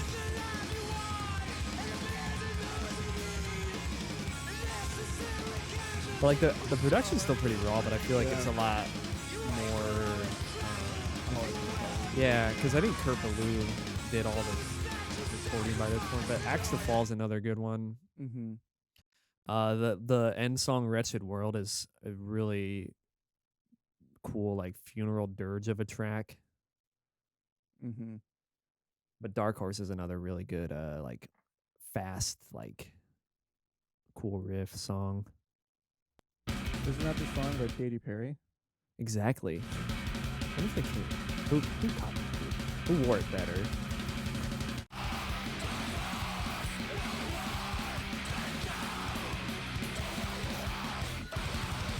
The Wretched World is such a The great. drums definitely sound a lot more of this period.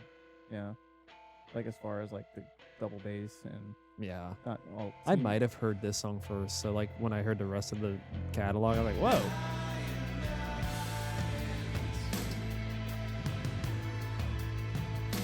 This is cool. Yeah. It's I always forget about this song. I like that too. I like the. It reminds me of that synth. KO Dot song. Yeah. I like the synth for sure. Yeah, Yeah, I'll have the to synth check is out cool. more from this band because you've talked about Converge a bit in our friendship, and I still feel like I'm not that well versed outside of like the couple songs I know, and I think I listened to so they did a collab with Chelsea Wolfe, who's like a darker Lana Del Rey. Oh really? Yeah. That's probably doing a disservice as far as explaining it, but yeah, and it's kind of interesting. I'm not sure if I really dig every track on it, but it's kind of a unique album for them to like work with someone who can sing pretty well. And I listened to their 2017 album. It's kind of cool, but other than that, man, I always end up at Jane Doe or a few of these songs. But I mean, if you look at like how their albums are rated on like review sites, it's Jane Doe's like higher by, a good tick, but then everything else like is up there as far as like how people perceive their albums. So sometimes it's easier to get into a band when you know like where to start, which I guess Jane Doe is, but Yeah. to go from there, I'm like, I don't know. Right. And they do experiment, but I feel like they also still kind of have like their sound and like what they do. Yeah. Yeah. Yeah. because like it's still like fast hardcore kind of metalcore, Yeah. mathcore. Yeah. You're gonna get that on every album Yeah. essentially. So I guess it's hard to find like what's the one. Mm-hmm. Yeah. Good. Yeah, no, Hmm. I'll probably listen to more of their discography. I know because I spent a little bit more time listening to Under Oath this week, just because, and I actually went back to some of the old metalcore I used to listen to a lot too, just to kind of like get back into that um, nostalgia of it. And I kind of found out like I think I definitely did Under Oath a disservice in my youth because I always remember hearing the name Under Oath and for whatever reason associated it with it being something that wasn't heavy, but like comparing it to a lot of the bands I used to listen to, Under Oath is by far like way heavier than I ever anticipated them being. Like, Yeah. Well, sometimes like their previous album, I think yeah, that one wasn't very heavy, so yeah, it was more like on the emo side. And yeah, then they found like this weird like crossroads between like almost mathcore adjacent stuff with like still having a pretty heavy like clean vocal presence and like also not making it sound like the song changed during it, which is hard. right, Sometimes like I don't know, there's this band called The Color Morale where I've just never seen such a night and day. Like it's not like the trance breakdowns of Asking Alexandria where that totally feels like a different song, but like it's like up there as far as like, whoa, yeah, what? These did you just glue these two ideas together? Is this like a fucking Lego set you did?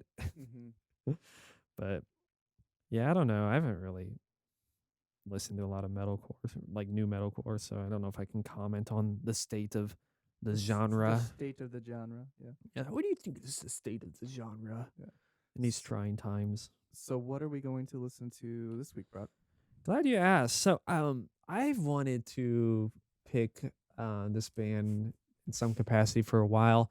I was gonna do a different album, but I think I might go with their first one. So the band's Rosetta. I've talked my about them God, before. yeah. I'm so I've actually almost considered picking Rosetta because it's a band you've always talked about and I wanted to get into. So I am actually really stoked by that. Which album by them? So my favorite used to be Wake Lift, but I think we should do their first one, the Galilean Satellites. Ooh, okay.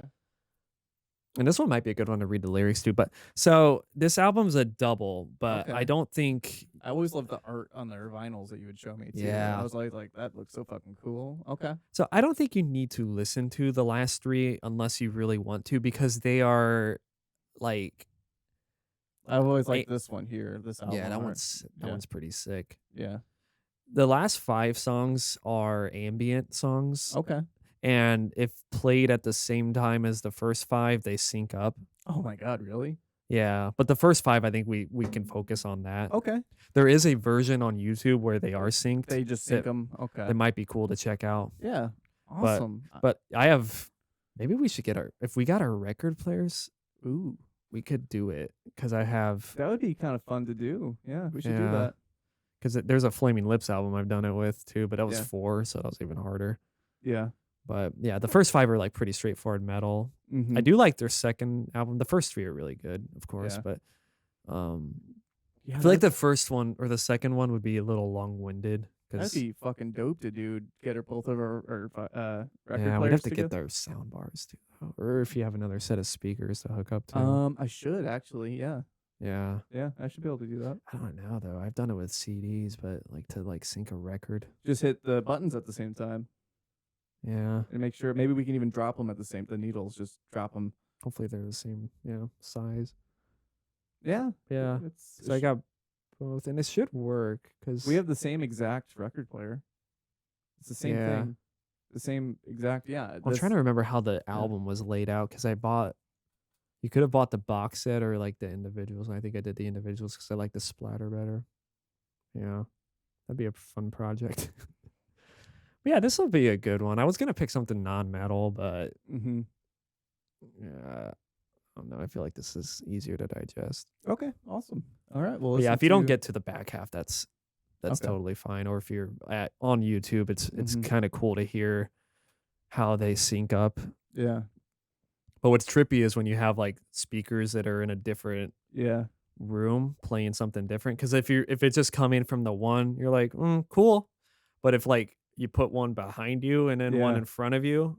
It's You're like surrounded by it. It's a really weird feeling. yeah. I know you said the Flaming Lips. You did that with them. Yeah, I had 2 laptops, my iPod on an iHome, and Yeah. then my computer, and like they had just had the drums on one, and Mhm. like it was like you're actually at a live concert almost. That's what I felt. Yeah, that's kind of cool. But if you're sitting in the middle on the stage, like that's what it was like. That's really cool. Yeah. Yeah, and I picked Wow. this one out of my ass like on a whim just now. Oh, you did? Yeah, I didn't really come here with anything prepared. I think this is a good choice. Yeah, I think it'll be good. Awesome. So we're gonna be listening to the Galilean Satellites. by Rosetta. Yeah, maybe check out the lyrics or like the concept because it's Okay. about a spaceman. Spaceman. I like spaceman stories. Yeah. So that's what we're gonna listen to. I just can't get over the way my hair looks in this episode. It's like I got like yeah. You just get like a squirt bottle. Yeah. Get a squirt bottle. Yeah, it like pushes the hair down. I'm gonna get it cut on Tuesday. I have a hair appointment. I like your cut, G. I like to cut G. All right, this has been the Ear Beerners podcast. Thanks for watching. Goodbye. Goodbye. I'm hungry. I'm fucking starving. Did you? What was up?